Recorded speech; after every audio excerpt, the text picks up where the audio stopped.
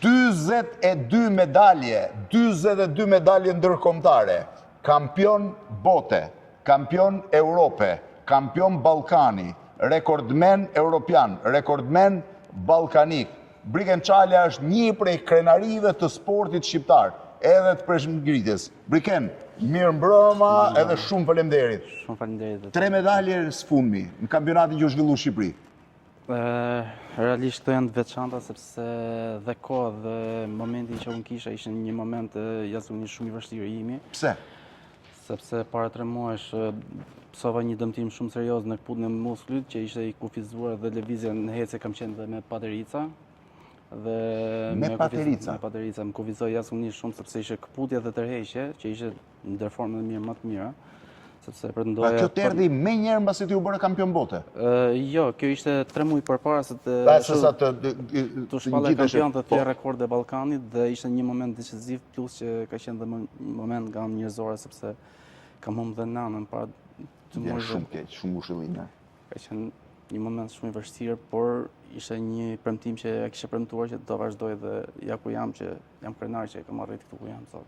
Dhe në fakt ishte absolutisht unë duhet të të falenderoj në emër të gjithë shqiptarëve që na ndjekin për faktin që ti arrite të bësh kampioni Ballkanit, rekordmen me 3 medalje të arta. Shihni këto, vetëm janë medalje të arta që duhet ta kuptoni, janë medalje të arta zyrtare, sepse ka shumë medalje. Unë besoj që nëna jote duhet të jetë shumë krenare për ty nga të lartë edhe për faktin që nuk u dorëzove. Ti pade një dëmtim të tmerrshëm edhe mbas kampionatit botror apo jo? Para kampionatit botror dhe kam qenë realisht ka qenë... Jo, mbasi u shpallë kampion bote. Po, ajo ka qenë pjesa cervikalet që ishte në vitin 2022 dhe ka qenë një moment shumë vështirë sepse nga maja botës dhe ishte kampionati Europian Shqipëri, ishte një moment thujse traumatik për mua dhe një kufizim i jashtëzakonshëm dhe nga ana psikologjike. Sa kohë ndejte pagaruar? Pagaruar gati 6 muaj, 7 muaj dhe diku ke 4 muaj fizioterapie thujse çdo ditë. Dhe prej 3-4 vitesh ti nuk po ngjitesh dot në podium. Kishe jashtëzakonisht sepse ishte moment i vështirë dhe ishin kufizimi i jashtëzakonshëm i dorës dhe her pas here kisha dhe trauma sepse pjesa e qafës gjithkusht që ka përvojë është limituar. Dhe kur u ngjite në kur u ngjite në podin, jo në podin, por në vendin ku do të kryej garën në kampionatin ballkanik, kishe besim tek vetja? Aq më tepër para shqiptarëve, se kampionati ballkanik që zhvillohej në Shqipëri. Pa diskutim që po isha besim plot për rekordet dhe për medaljet që ishin thujse cilë. Ishe besim plot? Ishe besim plot. Tani këto janë tamam të arta? Këto janë tamam, por më rëndësishme është dhe kupa që ishte u shpalla sportisti më i miri i kampionatit ballkanik për 2025. Sportisti më i mirë. Dhe ti ke 20 vjet në ekipin kombëtar të Shqipërisë. Fiks 20 vite. Tani është fiks periudha 20 vite. 20 vite. Duhet keni parasysh një gjë, se do vazhdoj me Brikenin ta bëj një 2 pyetje tjera. Shqipëria ka pasur një brez të artë dhe një shkollë të jashtëzakonshme të peshngritjes. Ne kemi nxjerrë disa nga kampionët më të mëdhej të globit, kur them të globit.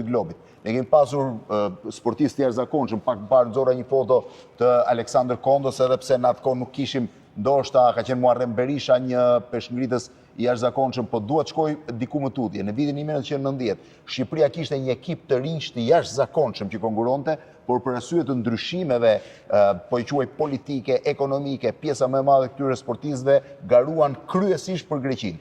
Pirro Dhima, 3 herë kampion i artë, pra medalje artë në Olimpiadë dhe 1 herë medalje bronzë. Në 4 Olimpiada rresht, ai ishte një nga peshngritësit dhe sportistët i ka marrë më shumë medalje. Pasti ishte Luan Shabani, po ashtu kampion, Agim Xhelili, pavarësisht se ndruan edhe emrat, Viktor Mitro, po ashtu modifikuan dhe emrat për të qenë më pranë greke, ata ishin në mënyrë absolute, hiq Pirro Dhimën, shqiptar vërtet edhe mbrapa.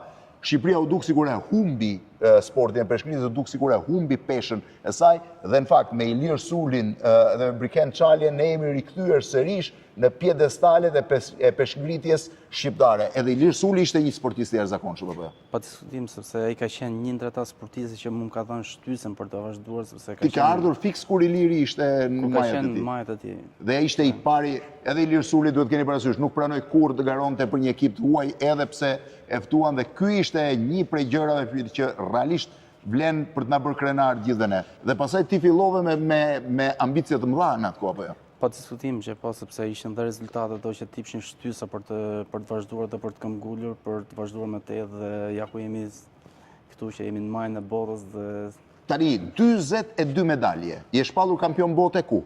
në Uzbekistan është fiks para 4 vit në 2021 në 10 dhjetor. Në Uzbekistan, kampion bote. Po kampion Europe?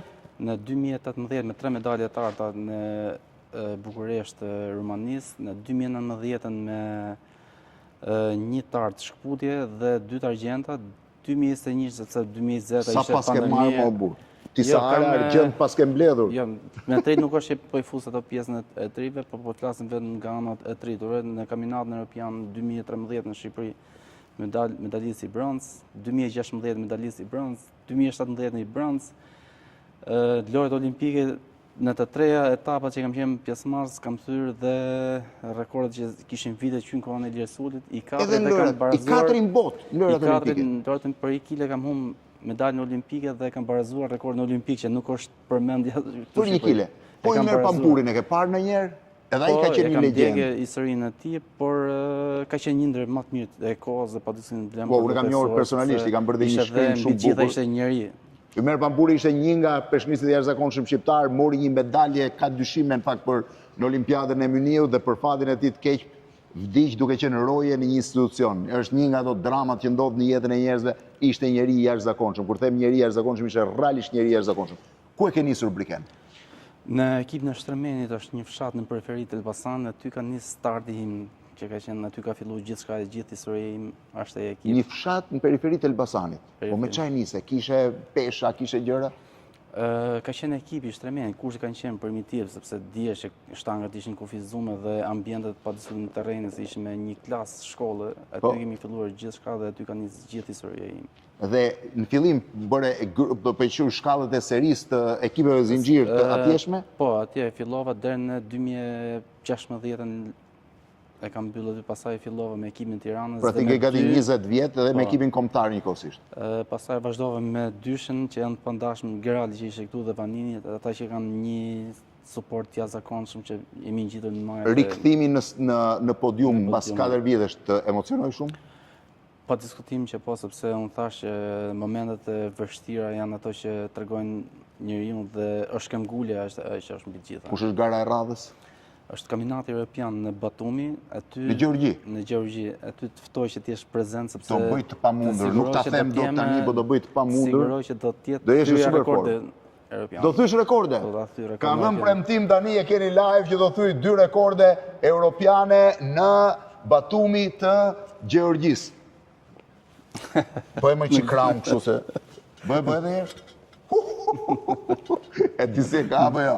Në fakt, këto nuk merren kollaj, që ta dini. Se po t'i kisha varur në qafë, do thoshin i ka varë prej Teneqeje, po Brikeni i ka varë medalje të arta, medalje realisht që na bëjnë krenar. Briken, unë falenderoj shumë, thash edhe njerë, për rekordet, për faktin dhe mbi të gjitha, për flamurin kombëtar për cilin na bën krenar të gjithëve. Falenderoj. Briken Çalja, 42 medalje në 20 vjet karrierës tim me ekipin kombëtar të Shqipërisë, kampion bote, kampion Europë disa herë, kampion Ballkani, s'ka që boj më, po e ngre tani edhe kampion të opinionit.